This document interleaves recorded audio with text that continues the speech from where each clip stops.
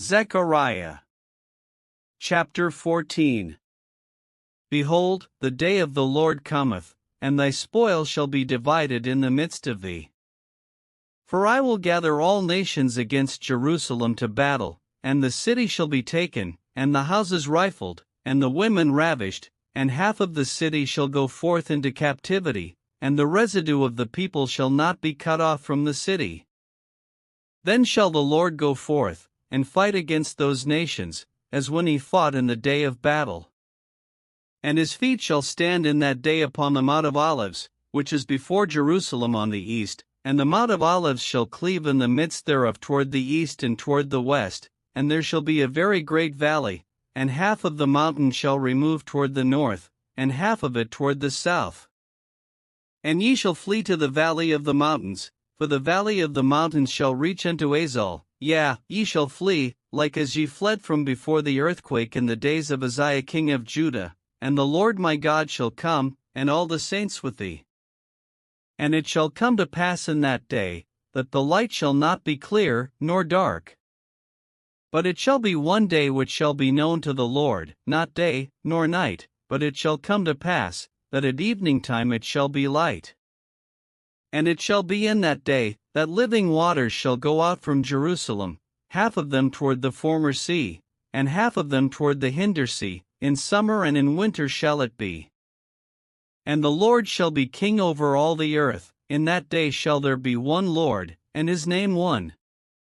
All the land shall be turned as a plain from Geba to Rimmon south of Jerusalem, and it shall be lifted up, and inhabited in her place, from Benjamin's gate unto the place of the first gate, unto the corner gate, and from the tower of Hananiel unto the king's winepresses.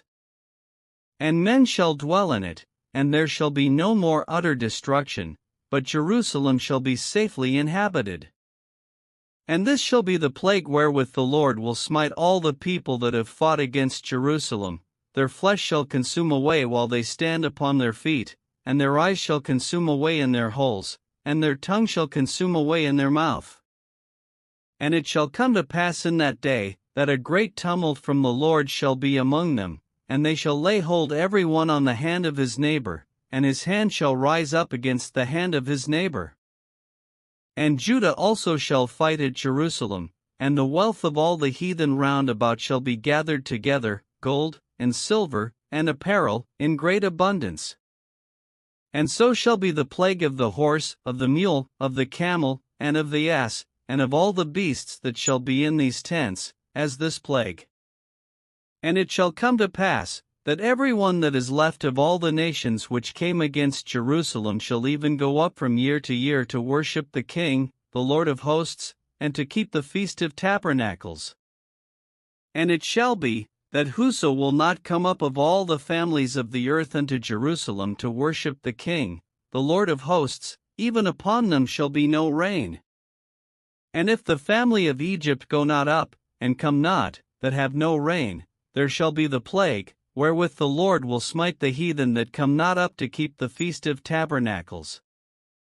This shall be the punishment of Egypt, and the punishment of all nations that come not up to keep the Feast of Tabernacles. In that day shall there be upon the bells of the horses, holiness unto the Lord, and the pots in the Lord's house shall be like the bowls before the altar. Yea, every pot in Jerusalem and in Judah shall be holiness unto the Lord of hosts, and all they that sacrifice shall come and take of them, and seat therein, and in that day there shall be no more the Canaanite in the house of the Lord of hosts.